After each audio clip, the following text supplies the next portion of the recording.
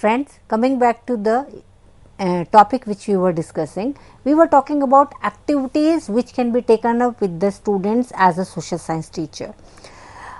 As far as occupations are concerned, not just that we can invite a person or we can send the students to collect the data. What we can do is that we can also ask them to go to certain industries. What we can do is that we can ask the students to select 3 industries and go over there and find out that how those industries are interdependent or at each other or the other sociological or industrial variables. So, this activity can also be taken up with the students. Apart from that, as we discussed that it is very relevant and it is very important for us that we provide students time to reflect on the skills which they have learned in the subject for using personal journals, diaries or creative workbooks. That means they should be writing in their own way in the journals or diaries so that they are able to understand it and they also know how to use in the future the skills which they have learned. Now friends, the question is, do the research to find out changes in the work opportunities or industries in town or the area of state and notion help the students? Definitely it helps. Whenever the student is researching as to find out what are the different kind of work opportunities, or the student is trying to find out how the industries are interdependent on each other, or the student is trying to find out the structure of different organizations, he or she is understanding 2 things. One, how to take up research, how to think scientifically. Secondly, he or she is also understanding that how complex the social sciences is. And when the student understands the complexity of the social sciences, he or she easily can understand the interdisciplinary approach and multidisciplinary approach of social sciences, which is very much specific and very relevant to the social sciences. Another activity which we should be taking with the students is that we should be asking students to create a timeline that details responsibilities they may have at different stages of their lives. So, through this activity, students would be learning that what kind of roles they will have to play in future, and accordingly we shall be making them responsible as well as making them understand that how relevant it is for them to understand various social responsibilities or social roles. If we talk about the responsibilities, of course students can here talk about social responsibilities as parents, as an employee. They can also elaborate upon the responsibilities as citizens. They can also elaborate upon the responsibilities as citizen, particularly in the democratic nation. So, in the different, and of course they can also understand that what responsibility would they have at different stages of life when they are 20 or between 16 to 20, what kind of responsibilities they have, what kind of responsibilities would they be having when they will be between the age group of 21 to 25, similarly between the age group of 26 to 30, then 30 to 35. So, thereby the students will be able to understand that at different stages of lives they would be having the different responsibilities, and accordingly they will understand social sciences in a better manner. They can be asked to explore the changes in present education system and the social, economic and political force that have influenced this. How would they be doing it? They can try to unravel the education system as it exists. They can also try to unravel the economic system, which varies from one society to the another and also varies from one region to the another. So, they can compare the social, economic and political forces in the different region. They can understand that what role do they play whenever it comes to the education system, why it is so varied and how those variations have to be kept in mind while understanding social sciences. We can ask the students to investigate the impact of student loan on individual students' family and interrelate that to nation. So, what we can do is that we can have a loaning system in the class when the students would be asked to take the loan, and after they have taken the loan they will understand that how they have to calculate while taking the loan, how it is to be repaid.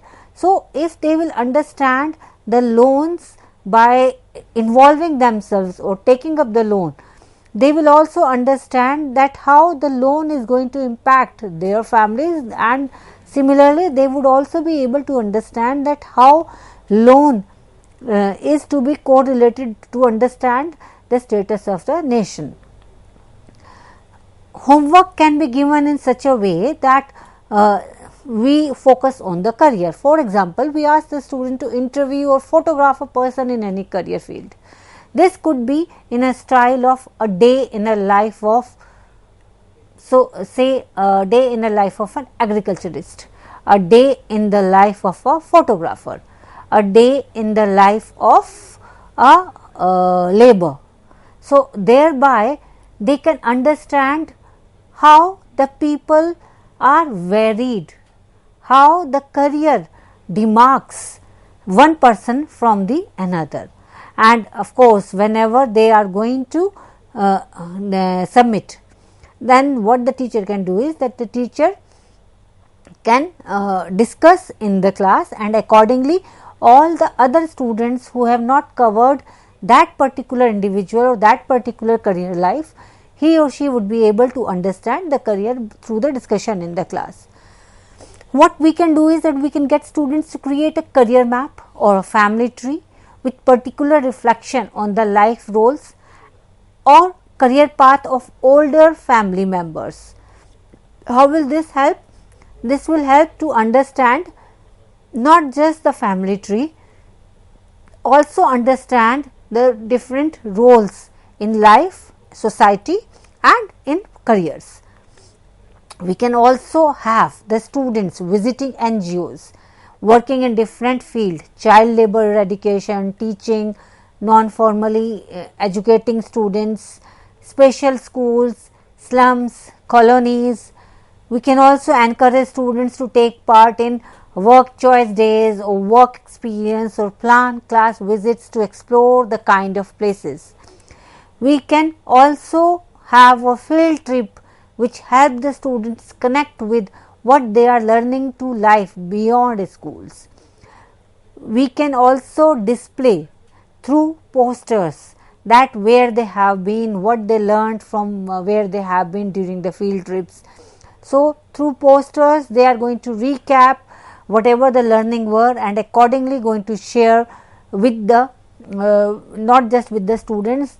Those posters can be exhibited to the people at large, the community and the parents. So, accordingly the student will feel more motivated by understanding that this thereby the student has not just learned, but also played a very important role in the society. If the classroom is being often used for teaching a social science subject, then it is very important that we have the display area. In the display area, what we can have is careers or trainings in the social sciences. We should allow students time to write in their learning and career plans about the skills they are learning in their subjects. We should also let the students explore with other students the subject matchers, skill matchers, jobs by interest. We shall also try to find more information about social sciences, correlated industries, on the careers in India. We also need to introduce in the class physical or electronic file of the stories of people who have worked in the social sciences job. They could be from the local newspaper or the magazines. What can be done is the teacher can start it and then the students can keep on adding it either in the form of electronic file or in the form of a physical file. Other teachers can also contribute from the other department, and students can also look forward to have more stories from the societies in which they are residing, amongst the other children with whom they are playing. They can have the stories in their families also. So, when the student will start looking at, then naturally student will also understand society well as understand what is their place, their role and their importance in the social framework and social setup. We can ask the students to identify and show how the cultural identities of 3 Indians have influenced their career choice and actions. Here each student will be taking different people. Some children can take suppose the sportsman. Then naturally if the child takes if just to take an example, if a child is taking the 3 cricketers, then he or she, when unravels about the life of Dhoni or the other cricketers, Kapil Dev, he or she will understand that how they have been influenced in their career choices and what kind of cultural differences or identities were there in their lives. We can also ask students to interview a range of high profile people in the community. Thereby they would be learning how the people are able to reach the height at which they have reached, and they would also be learning from the experienced people that what are the things which are not to be done, so that they progress further, because this is also very important thing in life, that we should know what is not to be done. Knowing what is not to be done is more important than knowing what is to be done. Then the students can be asked to identify the reasons for their choice of career and the challenges they have faced as a result. So, here of course, here we might be talking in the context of a child who is in class 11th or 12th. Then he or she can work upon and present that the coaching institutions which they have gone to, the time management, the social facets, how they worked upon, they as to have the balance between each one of them, as to remain and pursue the career choice which they made. We can also ask students to state possible future changes in that direction. So, here whenever a student will be working on one's own choice of career, working on the reasons for the choice of careers and the challenges they have faced as a result, as well as stating that what future changes in the direction he or she can expect. So, thereby we are equipping the students for the market, for the working, for the career, and that is the most relevant aspect of education, that whomsoever is being taught, the student in particular has to be reformed, or we should say that the learning should be such that the student, when he goes out in the world as an adult, he or she is equipped enough to become a good professional, a good person, a good citizen. This is the most important mission of teaching social sciences. So, through these activities, teacher has to focus on these pedagogical principles which we had talked about earlier. We can also ask students to identify an organization and demonstrate how the past management or leadership structure is different from the current. Here a group of students can go and take up as a research, and in that organization they can interview the subordinates about the management which was in the past, the kind of a leadership they have provided, and how the present leadership is better or different from the current one. So, they would understand that what being a leader is. They would also understand that what are the basic management principles which are to be utilized as an entrepreneur or a manager. Then we can ask the students to discuss about students movement from one place to another. Students can here discuss in the context of India, they can also discuss in the context of France. So, after having discussed, they will understand that how in the past, students have played an important role when it comes to social or political movement. In the class, research of well-known Indian entrepreneur can be presented. This can also be taken up by the students, group of students, and they can be asked to present.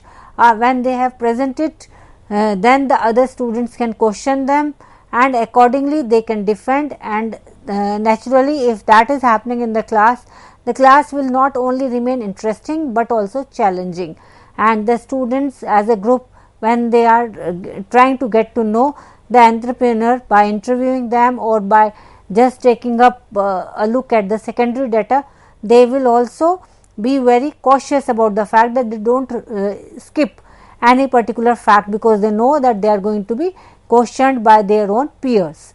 So, and moreover, this will also help them to understand the line of the career, as well as to understand what is meant by business decisions. They will also get to understand that what being an entrepreneur is, and if somehow we are able to generate entrepreneur in our classes, then quite a mission of orienting students towards the profession will be taken up as well as successfully done.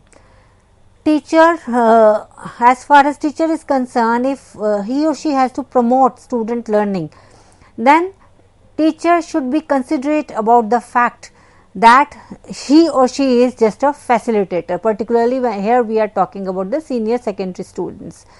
So, the teacher should be taking as a model inquiry. Teacher should be engaging the students in the social sciences mechanism. The teacher should be developing the key competencies in the class. The teacher's role in the social sciences pedagogical content knowledge is that he or she is able to filter that in the form of practical approach to the students.